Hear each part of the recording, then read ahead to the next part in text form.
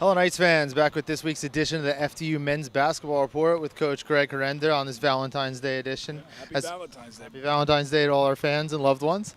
So, team is starting to really gel now. 3 straight wins. You've won 4 of your last 5. Just beat the first place team in the conference, Wagner. As a coach now, what has been the big difference? What have you seen from your guys as they start to pick up some wins here?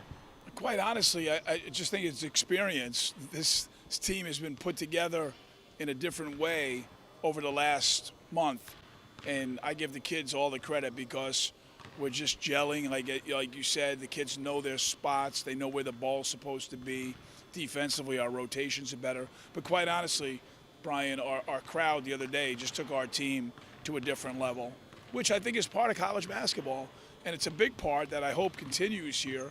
We have 2 more home games, but when you have that kind of support behind you, the spirit and the soul takes over. And you saw the first possession, we got a 30-second count. We held Wagner, who can really score the ball, to 18 points, and we win a game and hold on down the stretch. So I think, everything's kind of coming together for us now, but we still have, 4 really difficult games, one being Mount that we're traveling to in a little bit. But I'm just happy that our players are liking each other and playing with each other and knowing each other better, and consequently we've had some success.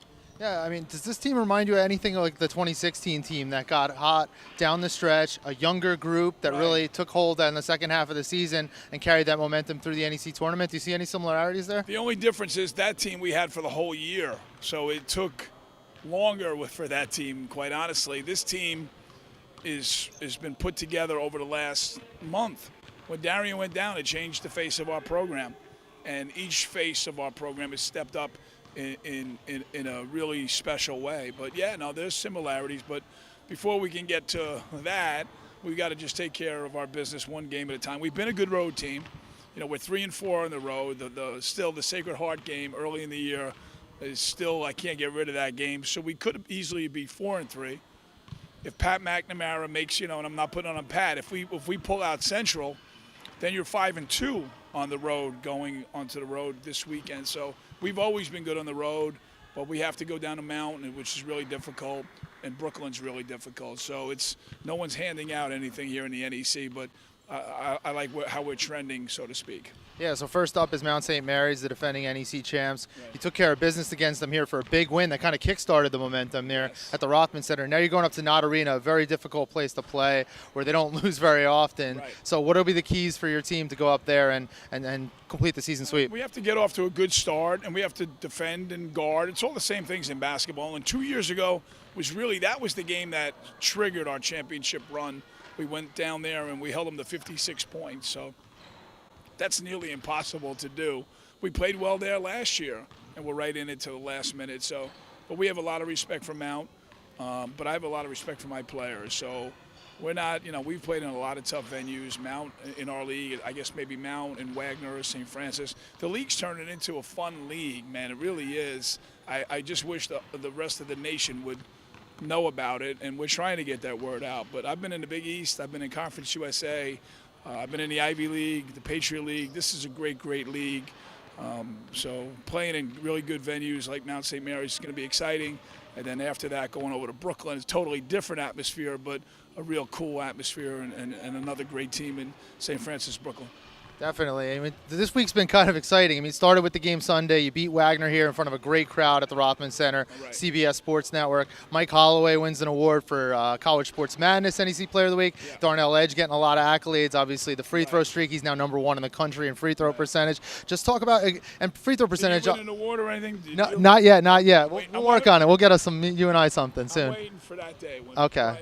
Yeah, I'll have to talk to Kosida about that. But no, I mean, particularly Darnell, because the team hasn't shot threes the way you've been in the past. The last 2 seasons, You've really been successful from 3, but this year you're shooting 71% at the line, I believe, as a team. So you're having some success there, and I think the team's rebounding better. Has that helped, do you think, overcome some of the deficiencies from long range? Yeah, the fundamentals are the key, and getting to the free throw. I think what's really lost in the whole thing is we're not fouling as much, knock on wood.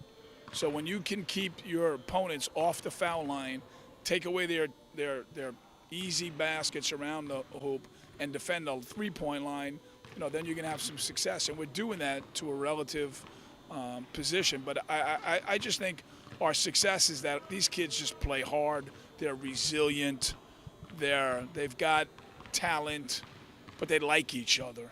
And that is something I think if you look at the NBA, see what's going on with the Cleveland Cavaliers, we can't trade dudes here, but you have to be on the same page with Mike Holloway has to be on the same page with Tyler Jones, and so forth and so on, and we are.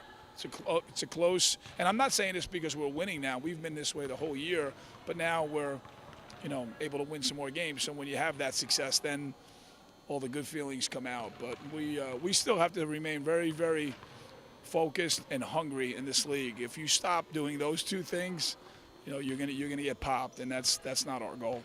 Definitely. You've seen that camaraderie start to translate to the court and obviously translate to victories recently. And then on this week's Coach Herenda radio show, you'll have one of the bigger personalities here on Fairleigh Dickinson's campus, Steve Dombrowski. I caught you guys before you were going into the studio chowing down on some big hack-and-sack sandwiches. Yes. So talk about what the fans should expect with this week's show.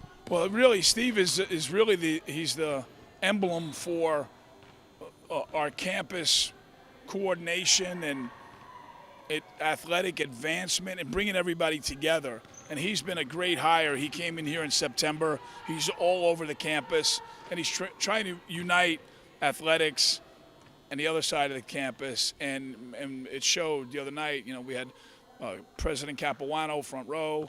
Dr. Vody was here. Jessica with Student Life, Vidal, our Dean of Students. So it was really a marriage of everybody coming together. And I think from what I've heard, it was a great – I haven't seen the TV package of the game, but it was a great presentation of not only the NEC but of Fairleigh Dickinson University. And that's what it's all about. And then honoring Richie, Conrad again was huge. That game the other day was more than a championship. That was showing the pride that our university has in our program, our alums, and most of all our players and our students. And it was – a great day, and I'm hoping that there's going to be more great days like that this year, and if we continue to play like we're playing, we'll have a chance for that to happen again. Definitely. Well, good luck this week. Thanks for your time today. Thanks, Brian. So the Knights will head out to Emmitsburg, Maryland to take on Mount St. Mary's on Thursday night. That'll be a 7 o'clock start. Then they'll come back up this way, take on St. Francis Brooklyn at 4 o'clock on Saturday, and that game will be on ESPN3, so you can catch that with your ESPN subscription. But for all information about the FDU men's basketball team, head to FDUKnights.com.